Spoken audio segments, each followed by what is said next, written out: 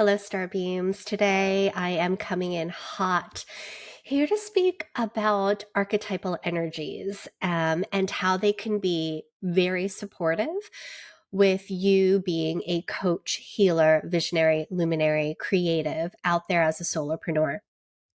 And I first wanted to mention that I began my spiritual journey accessing my interest around archetypal energy, specifically through the lens of goddesses. I found that I loved listening to stories of creation and of different cultural references around these gods and goddesses and their extraordinary inner power they had, but also their humanness. So, though they were gods and goddesses, and they may not, for example, die, that the attributes and the personalities that were with them were still very human. And I was fascinated by that because for me at that time, I was so insecure. I didn't feel like I had any major superpowers.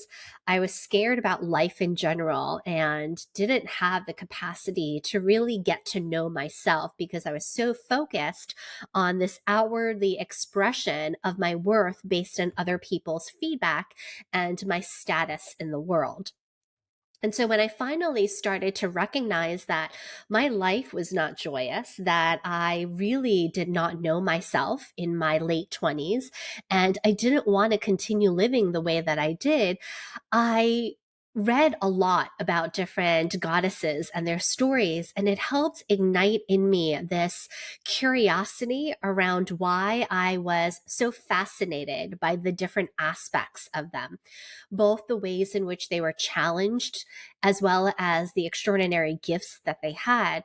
And it was an easier way for me to access my own hidden truths and explore different parts of myself, knowing that I was multifaceted, but majority of myself was locked behind different doors in my own inner cavernous space.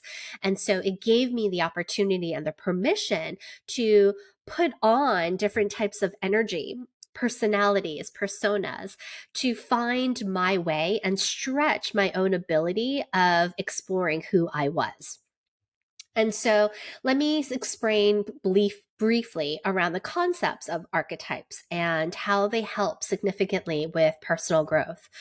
So archetypes are literally universal symbolic patterns or themes or structures, and they reside in the collective unconscious. So it's not actually only an individual you yourself and what you resonate with an archetypal energy, but it is through the lens of, as a collective unit of us as humans on this world, we ebb and flow based on these fundamental themes or concepts. And this was created or explored and then proposed by the psychologist Carl Jung. And so these archetypes help us understand the human experience. And our human experience is not perfect, right? And so therefore it helps us understand and relate with one another in regards to our motivations, our fears, our desires, our shared thematic thoughts and feelings and hesitations that span across time and space and culturally. And so, therefore, in the context of personal growth, archetypes serve as this incredible, powerful tool for self discovery, awareness of self, the ability to bring forward areas within us that we would like to explore, and therefore then continue on this curious journey of understanding our own internal hidden aspects or shadows within us, as I said, in our cavernous space that we may have locked up. And so the beauty of archetypes that many of you may know is that it helps usually bring to the surface and highlight our strengths as well as our challenges. Now, I won't say weakness, for example, in regards to it doesn't mean that we are less than or we are weak. It means that there are areas that we haven't strengthened the muscle and therefore we have maybe atrophied or we have lessened our ability, capacity, our stretch. And therefore that's why it feels challenging. But ultimately, as we move through it, it can then ultimately be the most profound strength of our internal soul's essence that's possible, right? So, when we explore archetypes for ourselves, we begin to gain a lot of deep insights into our personality and our desires. Now, I often have noticed that for myself, the question of who am I? What do I deeply desire? Right? Is a hard question. And I find that to be true for my clients.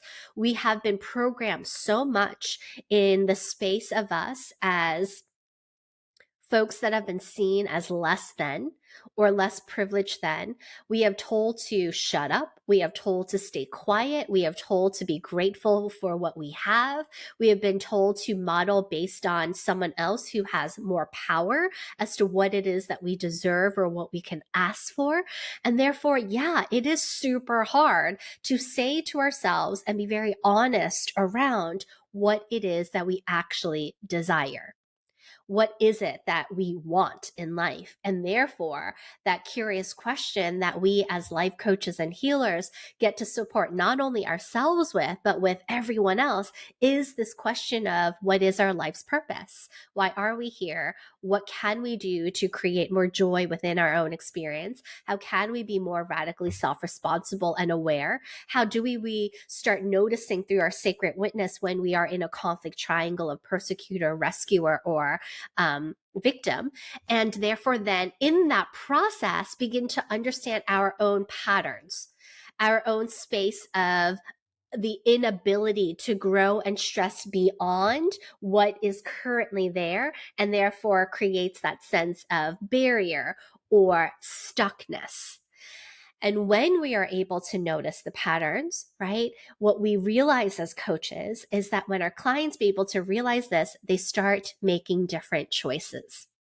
That they notice, oh, I can do this differently. I can feel differently. I can think differently. I can make different choices. I can try something else out. And by doing so, that is what's creating them the opportunity to move through something that feels challenging and tap into this extraordinary, unlimited possibility of potential. And so, with archetypes, now that we understand how it could be supportive to our clients, when we bring forth that archetypal energy in our coaching or healing sessions, and we start enjoying their opportunity to really see their own patterns, being their own self-healers, then the relationship between you and your client, that interaction becomes deep and meaningful. No longer are you staying on the surface. And I know many coaches, and let me share with me if this is one of you, if you find that you've been coaching for a while and you're like, okay, I'm good at this and I'm a bit bored. I'd like to stretch myself. I'd like for us and my clients to go into a more profound space, a deeper and richer space, but I don't really know what that means. And archetypal energies can play in that arena to help in a very easeful way for you and your clients to start diving deeper into that cavernous space and learn to create a sense of deep empathy and compassion and sacred open communication so that their ability to make conscious choices, be aware of the patterns and structures they put in so that they notice that they are not only resilient in overcoming obstacles, but they now have the know-how and their own strategy to do so, means that they are on their life chosen path to their truest potential. And so I find that having done a lot of exploration of my own self-development using goddesses as archetypal energies was the catalyst to my own personal growth. And it has become the catalyst for my devoted energy coaching students to have their own transformational growth and their ability to confidently hold space for their clients and a group of folks that may be very different from one another, because they know how to support every single individual being in the unified collective consciousness, because they are, let's say, in a group, by allowing them to all be their authentic selves, embracing the fact that none of us are perfect, that there are moments that our shadows are going to come up to the surface. And because we understand these archetypal energies, because they're fundamentally across the human experience, even though they may not be quite our own archetypal energies, we can be empathic towards it. And therefore, we have a greater awareness to back off, provide structure and a sacred space for them to be able to hold themselves accountable in understanding what's going on and making choices based on self-awareness, so that they could have a more meaningful connection with you, with the fellow group, with the circle on retreat, or whatever other offerings that you are providing. Okay. And when we do this, one of the things I love about archetypes is that I always say that archetypes unleash superpowers, right? That we all have residing inside of us magic and medicine. And our medicine is, number one, the medicine that we take that sometimes does not taste good, but they are the qualities within us that are challenging. But then when we move through them, are the greatest strength and potential that we have to create the greatest impact in the world. And so when we understand and we take our own medicine and we allow that to happen, then that becomes sweet nectar of the divine, of the great mother. And we can joyously offer up that medicine to our clients. And in doing so, they can now receive it. And sometimes it will feel like joyous sweet nectar. Other times it will feel a little bitter and sour, because they're now using that opportunity of you in relation to them, holding the space with them for them to be on this journey of self-awareness. And archetypal energies can soften that ability, because often we cannot see our own internal self by just bringing light inward. That's why it's in our shadows. But if we get to use something, it's a little outside of ourselves, right? That is part of the collective unconsciousness that we see exemplified in movies and films like Archetypes, then we have a better way of voicing out loud through the lens of ourselves onto this energy in front of us as to what lessons we are here to learn about ourselves. It's much easier to put up a projection and see the reflection rather than going inward and then trying to navigate this internal landscape that is so wide and deep. And we have no possible way of anchoring in if we don't have a guide, such as a devoted energy coach, okay, or other mentors, healers, and life coaches that are out there. Okay, so let's talk a little bit about, now that I gave you a framework around why I love archetypes, let's talk about how it's an invaluable tool for you in a client session. So whether it's a healing session or a coaching session, how this could really, really, really enhance your coaching practice. So the first thing, that when you are working with archetypal energies, and I'm specifically going to speak to my work that I have realized that has come to this culmination apex of an aha, is when I took the time to deepen into an understanding, not only now of 20 plus years of learning about archetypal energies, right? And learning all the different ways that they show up, but now bringing that study closer to myself and my community, and getting curious around what are the 4 archetypal energies that I find are a full range and aspect in myself and are also in my clients and community. And then I brought them to life by bringing their own essence, their own energy, by also gifting them a name. And I find this to be really helpful for coaches.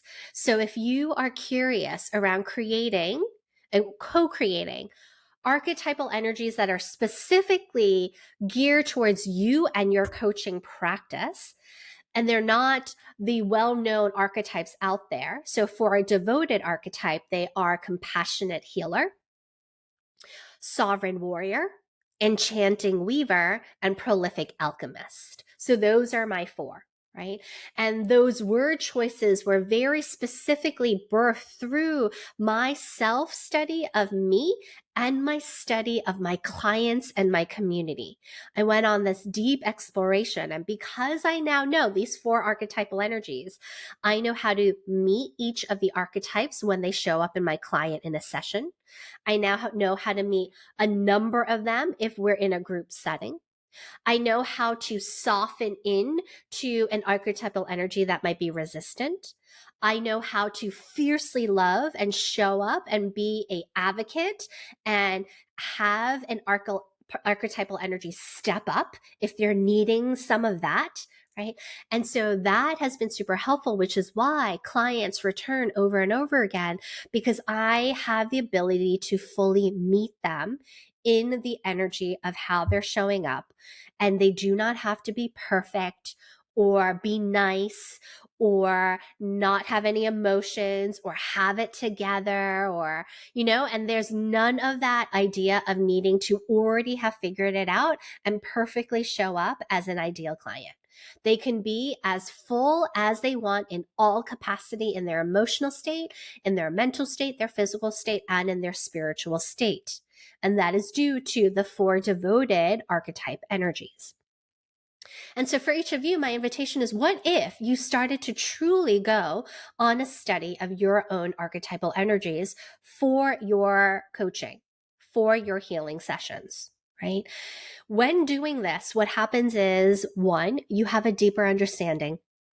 You understand your clients' behaviors, patterns, their healing cycles, their motivations, their fears, so much so that when they show up, you can track where they are on their healing journey because there's a particular pattern that happens.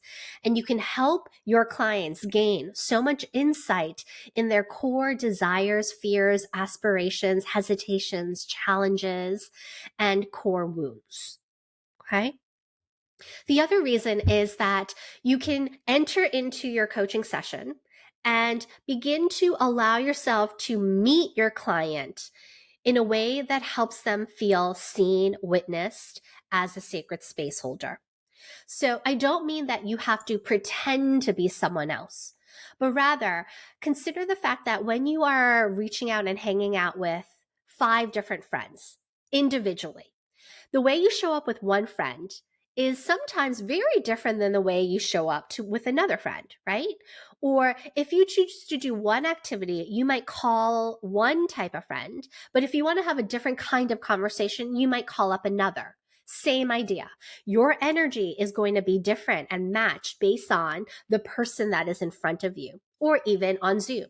And so therefore, if you understand your coaching, healing archetypes, it allows you as a coach to come in and bring your coaching approach to match your client's unique needs, what they actually need from you.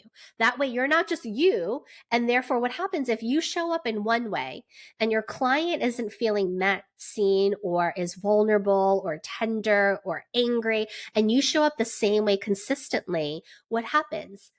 There are oftentimes there'll be no breakthroughs, right?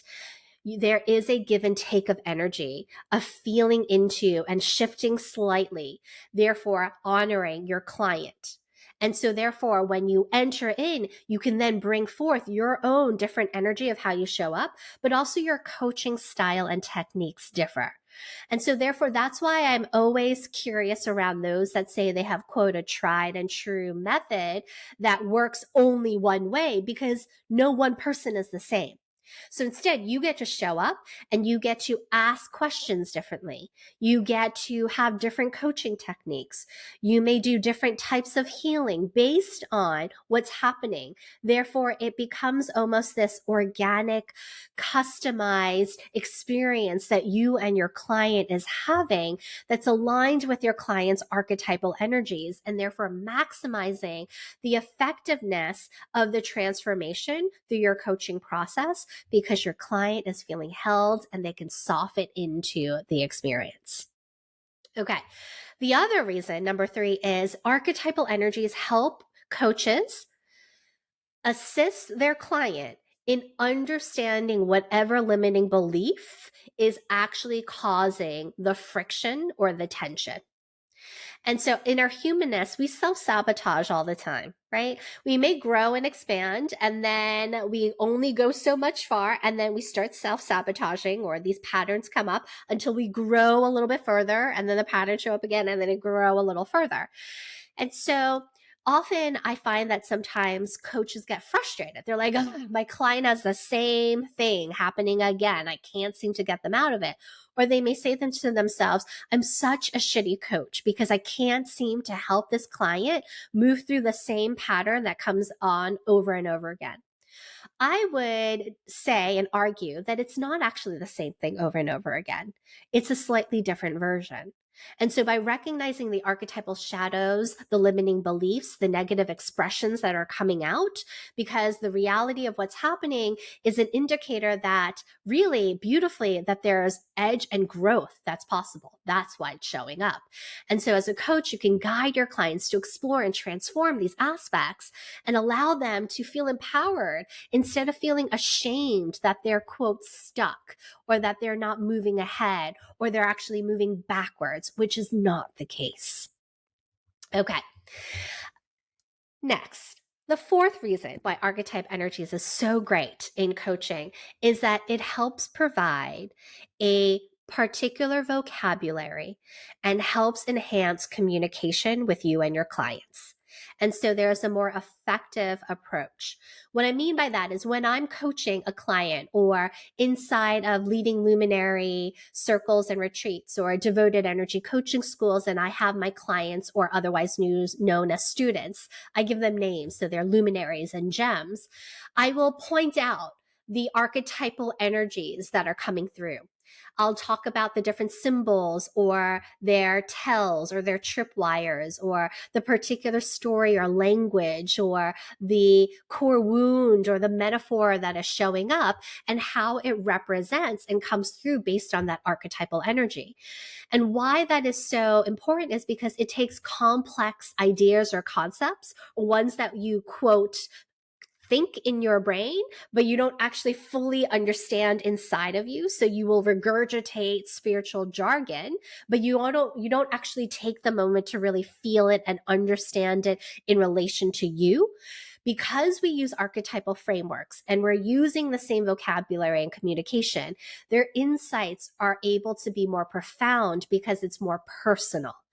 So instead of now using words that are flippant, like, I don't feel worthy, or that's perfectionism, or that's interesting, or, let me think about it, right? They're just kind of words that are fillers. Instead, we use the archetypes to help open up their ability to get curious, make more of an internal connection, and therefore give them the opportunity to share more precisely the understanding that is happening inside of their own psyche so that they can understand it for themselves, taking self agency and becoming their own healers. But they also now can articulate it to you rather than saying, this is hard, I give up, I can't do this, I need help, I'm not perfect, I feel like crap. They have a more extensive, descriptive way of sharing. Okay, number 5. When you are working with archetype energies, it can actually assist your clients in setting goals and help motivate them. Now, inside of energy coaching, or when I am teaching folks about circle facilitation and retreat facilitation, I don't speak about goals as in an end result that is measurable, that they know they have achieved. In energy coaching, when I speak about goal setting and motivation, I'm speaking about the embodiment of a fuller expression of an area or concept that they inherently know is in them. And they're curious as to why it's a struggle for them to bring forth. And therefore, we use archetypes to help. How do we do this? When we look at archetypes, shadow qualities, or their magical qualities, let's say, right? Both of them are magical, but let's say the forward facing of something that's already innately in them. And they know that this is in them, but they're not seeing it in certain aspects of their lives. Then we can bring forth that energy. They can bring it into them, right? Like a superhero persona, and they can explore and test out and playfully try it out in that area. Now, let's say that there is a archetypal energy that they are totally resistant to. Then I would have them get curious as to why, right? What are the stories? What did people say about this archetypal energy that they are so resistant or even repulsed by? And by doing so, they get to heal a part of themselves that they did not realize they had with them. Now, also, let's say there's an archetypal energy that someone really wants to embody and they feel like they don't have it in them. The fact of the matter is, the fact that they even want to embody it means that they do have it in them. And so, therefore, again, it's this opportunity for them to feel it in themselves and explore what that will look like. How would they act? How would they dress? What choices would they make? What limiting beliefs need to be laid to rest? What energy needs to come through? What daily practices would support? And this is the way that we create that motivation, because it's playful and it helps our clients get really excited in the joyous exploration. Lastly, speaking about the qualities that are helping to address, right? The maximizing gifts that are them, and also the shadow qualities that they may resist that are also their gifts. The last thing that archetypal energies, specifically the ones that you will create for your clients based on you having this exploration of clients and who they are and birthing these energies, these specific archetypal energies for your own coaching practice. The last great gift is it creates wholeness and integration. Holiness, right? So a wholeness and the holy understanding that a person is so divine. And so the archetypes, when I look at my four, compassionate healer, enchanting weaver, prolific alchemist, and sovereign warrior, they're not separate.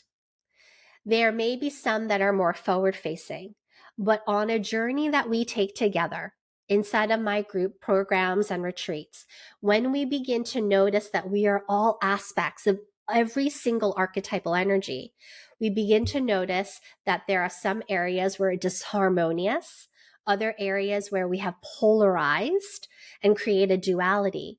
And it is our inner work to create this harmonious space of weaving all four of those archetypal energies together so that we create a sense of fulfillment, of vitality, of holiness and wholeness and well-being. And well-being then creates the sense of deep wealth and abundance because we filled our well. And so the different archetypal aspects of themselves help our clients go on a journey of self-discovery. They get to embrace all aspects of themselves, including the depth of their humanness that they may have been ashamed of, and in integrating the diversity of all the different energies.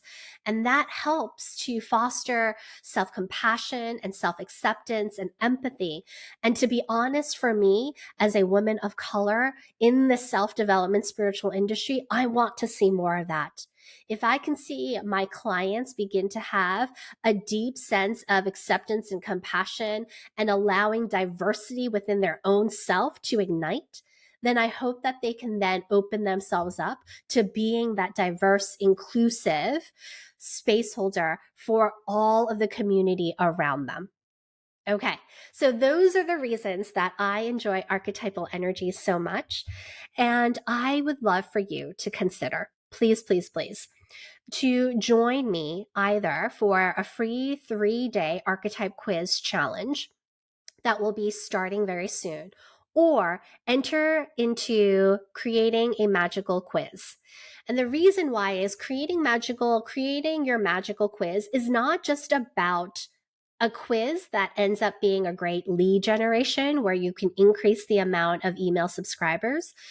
Ultimately, the goal of it is for you as a coach and healer to start creating your own set of archetypal energies that could be able to be the framework and the foundation of how you become an impeccable space holder.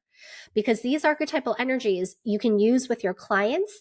It's a shared common language, but also you can use it in any and every single human interaction you have out there in the world. So I highly, highly suggest that you hop on over and you enroll in creating a magical quiz, a 5-day journey. All right. Enjoy, everyone. Bye for now.